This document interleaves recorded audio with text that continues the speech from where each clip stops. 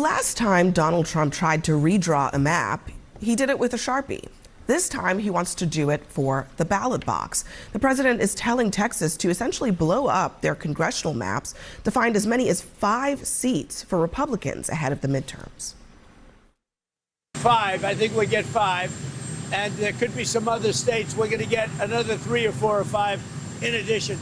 Texas would be the biggest one, and so that'll be 5. Are you calling in for a complete redrawing of the congressional map ahead of next year? Just a very simple redrawing. We pick up 5 seats. We have a couple of other states where we'll pick up seats also. Democrats are calling the move desperate and unconstitutional. In this country, public servants should earn the votes of the people that they hope to represent. What Republicans are trying to do in Texas is to have politicians choose their voters and undermine free and fair elections. Damn, Hakeem Jeffries is full of shit. Where does he come up talking about earning votes? I mean, let's be honest here. We all adults. When's the last time y'all really feel the Democrats earned our vote? Black people. When have they earned our vote? And if they did, what did they do to earn our vote? The crime bill? Or was it something that benefited us to benefit them? Like the Voting Act or something, To give somebody the right to vote is a wonderful thing.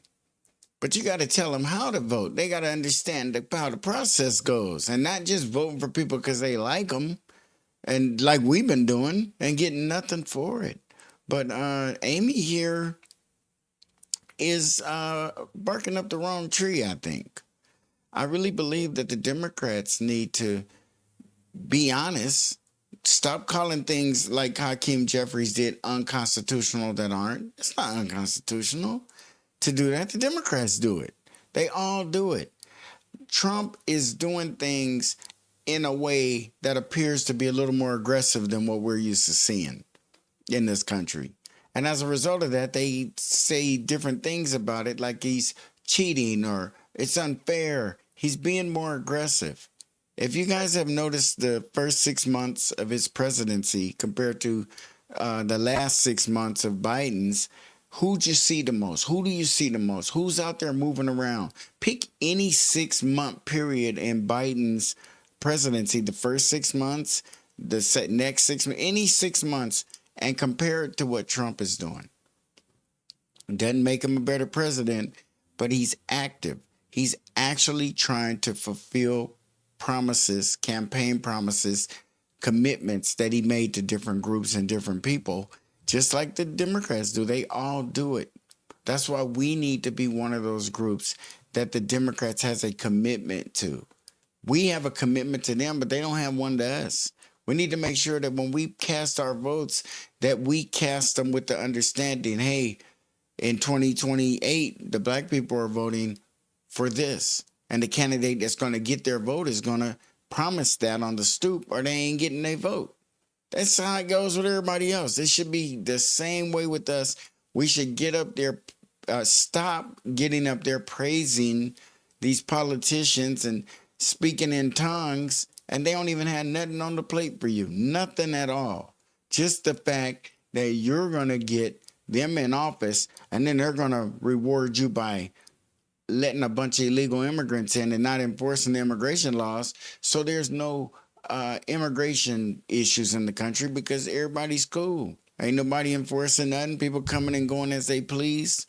Is that what we want? It don't really matter to me. We need to talk about what we can get, what we can leverage our vote for. We can leverage our vote. All we got to do is say we ain't voting for y'all. We don't vote for the Democrats. They don't win. They have no chance. But we won't do that because it appears like we'd be being adversarial or unfriendly. But it's okay for them to be unfriendly and not do nothing for us. We need to take our politics seriously. We need to treat them like business and not like a social outing, not like we're out chilling with our friends. This is transactional. it's transactional for everyone else, and it has to be for us, or we're never going to move anywhere, because people know they got our vote, they blocked that out, and they got our help getting other people's votes. We got to knock it off. Does it signify that Republicans ahead of the midterms believe that it's going to be so necessary to get an upper hand that they have to actually redraw an entire state's congressional maps in order to get 5 whole seats out of it? Oh, probably the same thing that it signifies when they did it. And real quick, with the margins the way they are, hell yeah, 5 seats. Like, she trying to like look at 5 seats like it ain't that much. Come on, Amy, be real. That's a lot. 5 seats in this climate, in any level of government, the margins are close. There ain't no big old blowouts. And if he can get 5 seats, and you can make it sound like it ain't no big old deal, but we know you know it is. It's just trying to downplay it. It's no big deal. Oh, it's a big deal. And he's going to be moving around the country getting ready for the midterms. He's locked in his Congress on supporting him and moving forward with his big agenda items, not even questioning him on some items that he, if they had opposed or questioned, he would have had to go through Congress. But they were like, you got it. You're good. Don't worry about it. Give us a call if you have any problems. And he ain't called them. So that's where the Republicans are. We're the Democrats. What are we going to do? Just keep standing around giving that same old, we got our ass kicked speech. We lost again.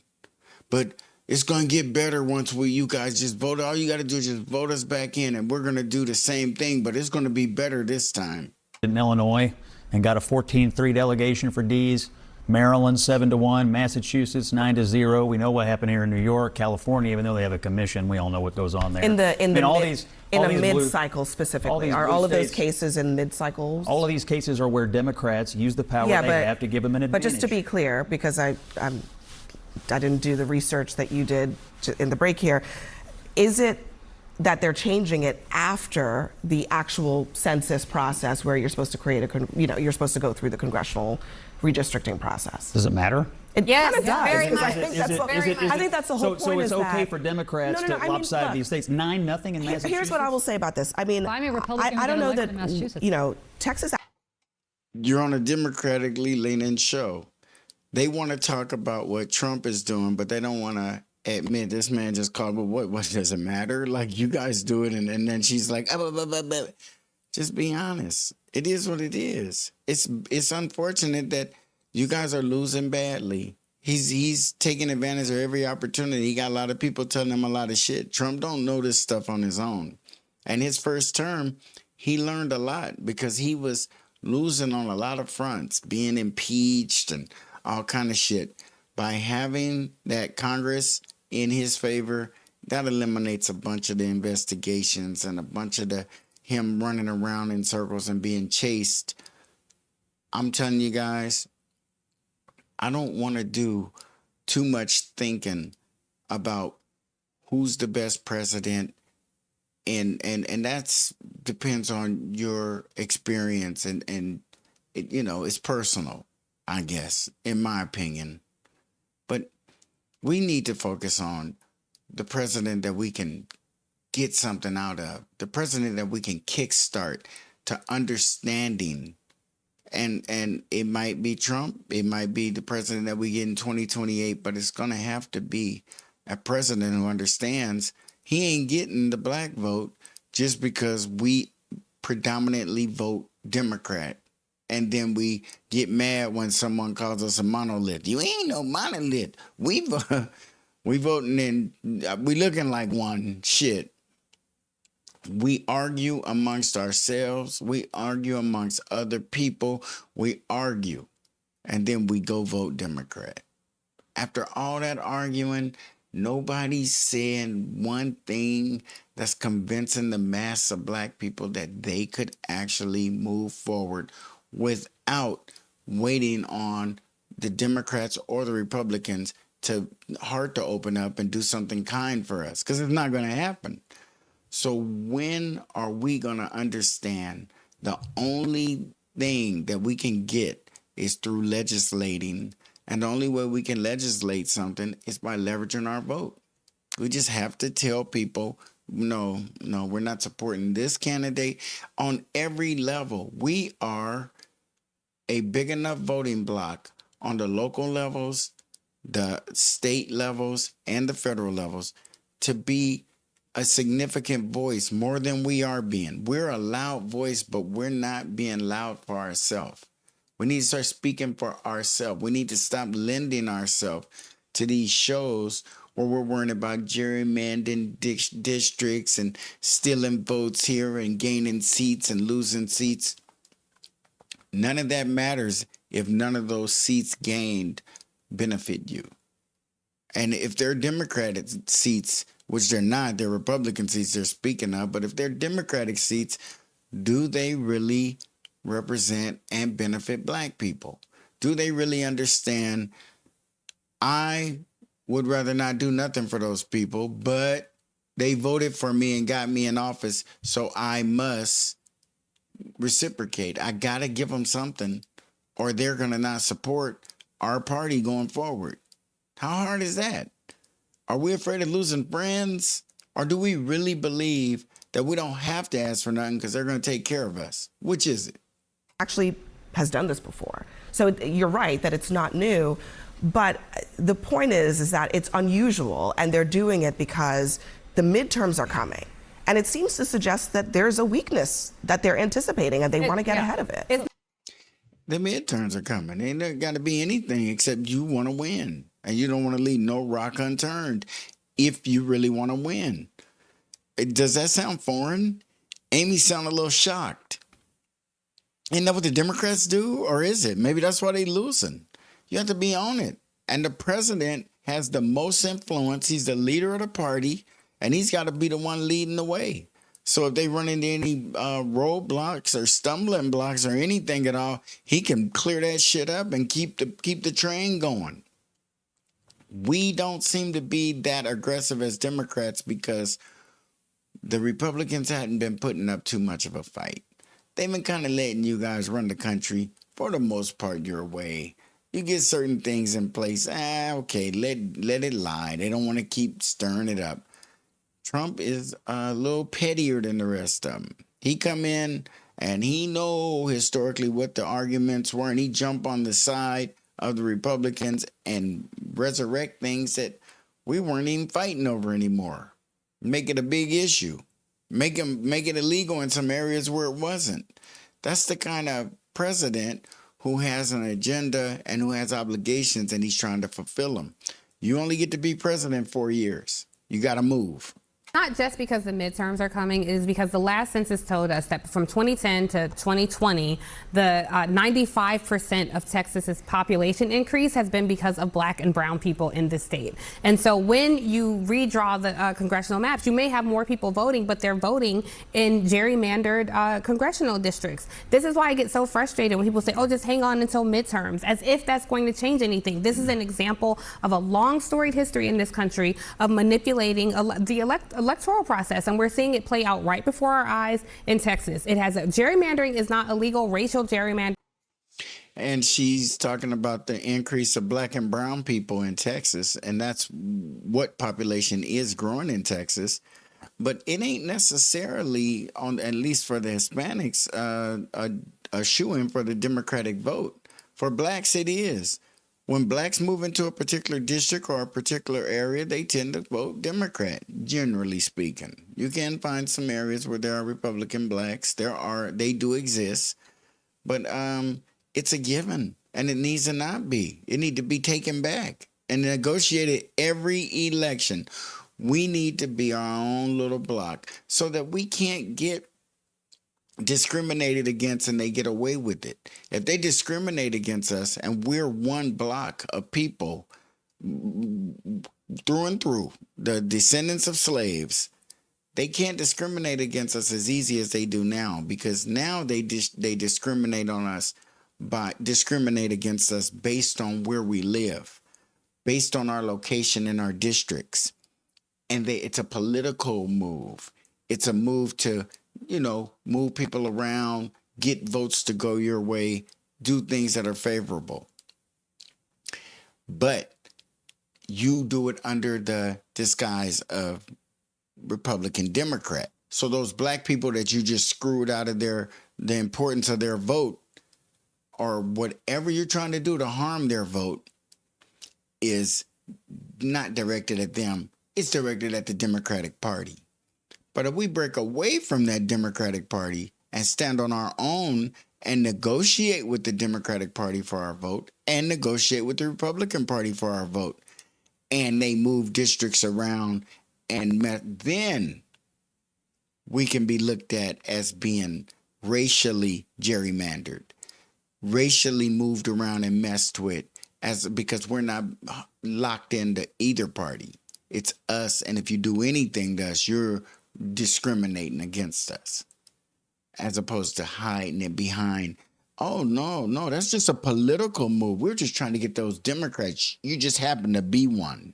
Certainly is, and this is exactly what's happening since SCOTUS obliterated Section 3 and Section 5 of the Voting Rights Act, of which Texas has a long history of violating. So back in 2003, this is what we're talking about, there was a rare mid-cycle redistricting. The GOP tried to do exactly the same thing. They were able to do it. Went all the way to the Supreme Court. But Democrats tried to leave the state. And so in response to that, Ken Paxton, who is the Texas Attorney General, says that if they ignore their duty to their constituents by breaking quorum, they should be found and arrested no matter where they go. The people of Texas elected them to do a job, not run away and hide like cowards. He's threatening to arrest them if they leave the state. Yeah, look, gerrymandering is a form of political cheating, right? Let's be clear on what it is. It is political cheating, and both sides do it to some degree. And that should be called out. It should be highlighted. I don't know that it has enough of a political impact to get people to not do it. But the question becomes, okay, if Texas does it, do the Democrats then go into other states where they don't have commissions, as they do in California, which actually could prevent them? I mean, because Gavin Newsom said something about, well, you know, if they do this, we can do this. Do you mind too. if I play what he said? Because he talked about this very thing and talked about the means by which they could do it. So just listen. And this wingnut Gavin Newsom, he's the governor of the state of California that I happen to live in. And he's the one who got all this started with the reparations study. I don't think he thought it was going to come down to where he was going to have to do anything. He was going to leave that behind for someone else, but have a lot of black support for starting it, but it backfired. As far as I'm concerned, I have no idea why any African-American black people of any, wherever the hell you came from, would vote for Gavin Newsom. Gavin Newsom had tried to be slick. He tried to trick us. And instead of just breaking bread and being honest and saying, hey, this is what I'm going to do for you guys, and this is what I can do for you guys, and I appreciate your support thus far and going into the future, and you always know I'll champion for you and blah, blah, blah. But give us some tangible things, sit down and talk to us, pick our brains. Reparations was a great study for you to have done, because that's the excuse they use in this country, which we can't use anymore. We shouldn't submit to any more studies. They know more about slavery and Jim Crow and the lynchings and the laws and everything that happened to us than they know about the illegal immigrants who are receiving cash payments in Los Angeles. So all your history and all that abuse and all that stuff that they know, they want to do a study on it. I mean, maybe it's like the greatest hits or some shit. They just like looking at it and like gloating and bragging about what they did. I don't know. But why is a study not being done for illegal immigrants? Why is a study not being done as to why people who have sworn in to their state constitutions to uphold that constitution for the citizens of that state, and they're siding with illegal immigrants? Something should be done. The Justice Department should look in on that. If you really like your mayor, and your mayor is spending more time on the illegal immigrants than they are on the citizens in that community, then you're tripping. You got to make that mayor know who they work for. And if their heart is that soft, then they might need to step down and get someone who can do the job, because it's not easy being the mayor of a city in the United States, in any of them. But if you're going to put any group of people in front of your citizens or United States citizens, then you're in violation of your oath. I mean, gerrymandering, and let's be fair, we've seen this weaponized by both parties for decades. But these guys, this is a whole nother level of weaponization coming from the right. The ground is shifting from underneath us, and I think we have to wake up to that reality. And we can do a special session. I can call for one today if I chose to. We can then put something on the ballot, and I could call a special election. We can change the Constitution with the consent of the voters, and I think we would win that. I think people understand what's at stake in California. It's a dangerous road, gerrymandering. We've already gone down it, right? And Tiffany's correct about how the Supreme Court has interpreted it, right? It's basically said it's okay if it's for political reasons, as long as it's not racial. And that's where they get away with it, as I was saying earlier, because they'll tell you it's for political reasons, not for racial reasons, and they're attacking black people, but they're attacking Democrats. So it looks like it's a political thing. Oh, no. It's nothing to do with their race. It's just that they're those screwy Democrats, and we're just getting them. But if we were standing up for ourselves and they did anything, it would be more obvious and easier to fight. But by us shielding ourselves behind Democrats, we're protecting the Republicans as well from the gerrymandering that they do illegally and get away with. But for some reason, we don't seem to get it. It shouldn't be just for that reason. It should be one reason why we vote differently than we're voting now. And it should just be to better ourselves, to have a hand in what's being done, to have a seat at the table, to be able to sit down and say some shit and not see after the meeting's over what they decided to give you or take away.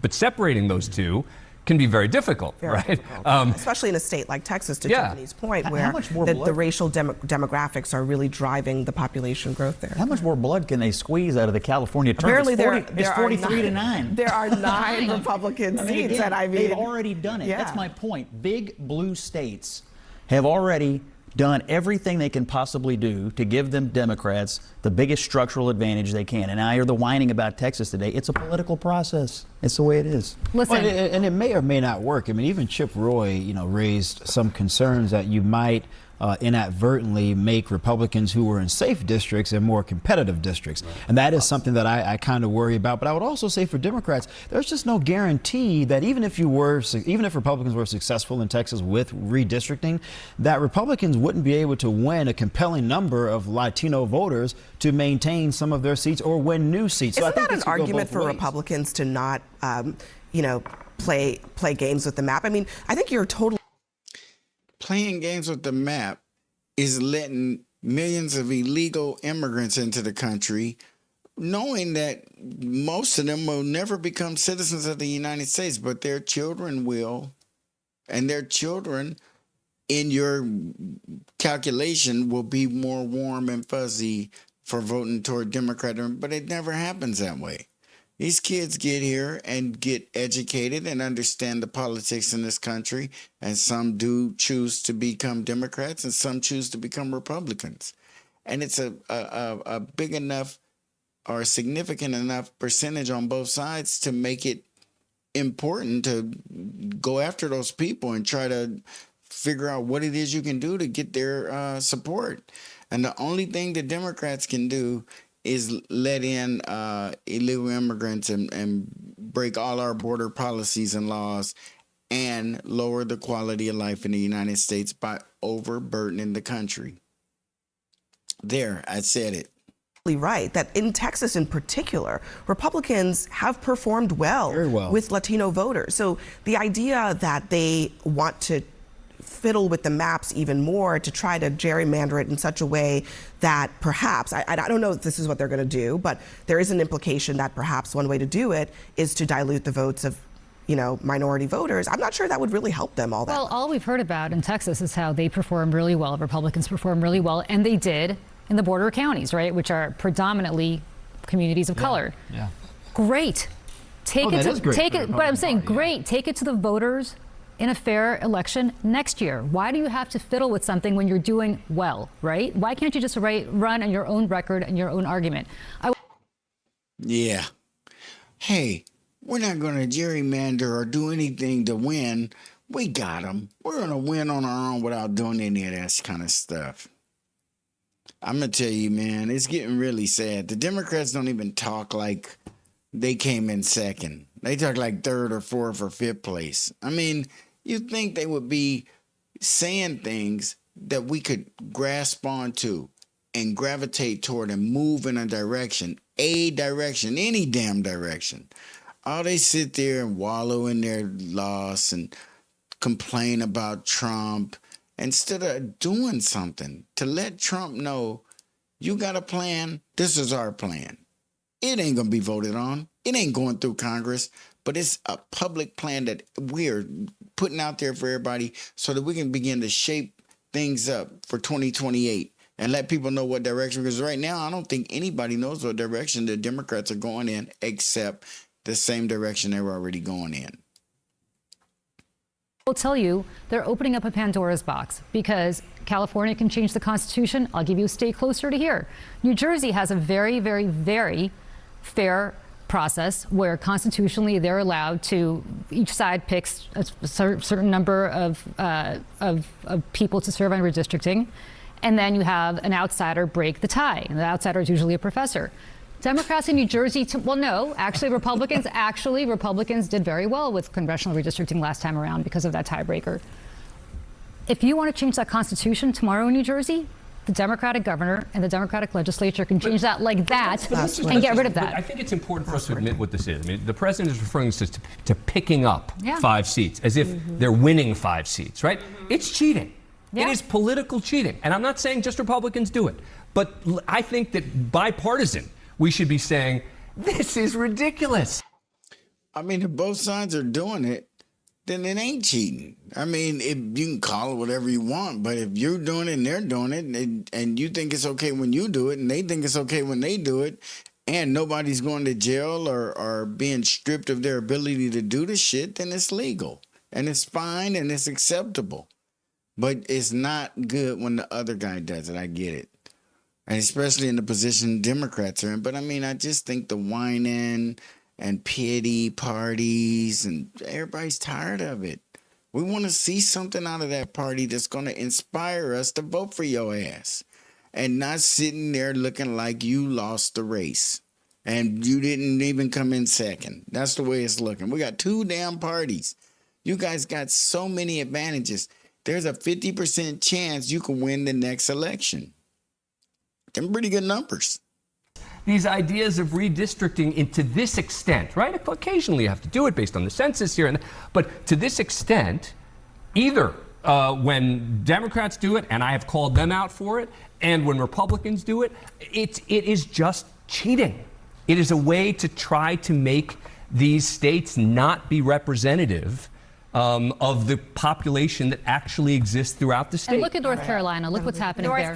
North Carolina. We would have had Democrats in the majority right now if North Carolina had not gerrymandered the hell out of their map. It's messed up that we just can't get it together. You know, no matter what, somebody gonna whine and cry. The Republicans will do it. The Democrats will do it. But whether you like Donald Trump or don't like Donald Trump, he's acting like a busy man. You guys can say all of his ideas are good and you love him to death and he's the best president we ever had, or you can say he's an idiot and he don't know what the fuck he's doing, but he's moving. He's signing executive orders. He's talking to people. He's hiring and firing. Everybody was piling on the Elon Musk story. Now Elon Musk is out, but that stuff they did with the Doge committee, they're still moving trying to get that stuff accomplished and carry it out. Whether we all agree with it or not, we need to understand this is a big country with a lot of moving parts. And as a block, we can be recognized and addressed. As individuals or as Democrats, we will never, ever be represented. We will never, black people who are staunch, strong Democrats blue, no matter who type Democrats see the unfairness in Karen Bass in Los Angeles giving illegal immigrants cash payments. But they don't see the wrong in them getting the government benefits that are there for citizens of this country. And that is a huge portion of that benefit. Being a citizen and being able to get those programs should you need them. If you make it available to the illegal immigrants who did not vote for you, the people who voted for you shouldn't, because you're fighting for the wrong person. You're fighting for the wrong people. And we know what right is and we know what wrong is. You need to make laws to make it right. You're a legislator in a state or on a federal level, and do your job. Get the votes out there the bills and the laws out there that everybody can take. And if they're favorable and popular, they'll pass. And if they're not, they won't. And if you're a popular politician who get things done, you'll get elected. And if you're not, you won't. There's nothing to be upset about or be mad about. But as black people, we have to put our heads together. And we can't argue over improving our lives. We can argue over these politics that the United States got going. But there's a lot of bright, brilliant, positive black people out there who could put some plans in action that we could pitch to the political parties and see which one ignores us the most and vote for the other one. And we can become a powerhouse. We ain't got no money, but we got votes. Like, comment, share, and please subscribe. And we'll see you on the next Black Popcorn.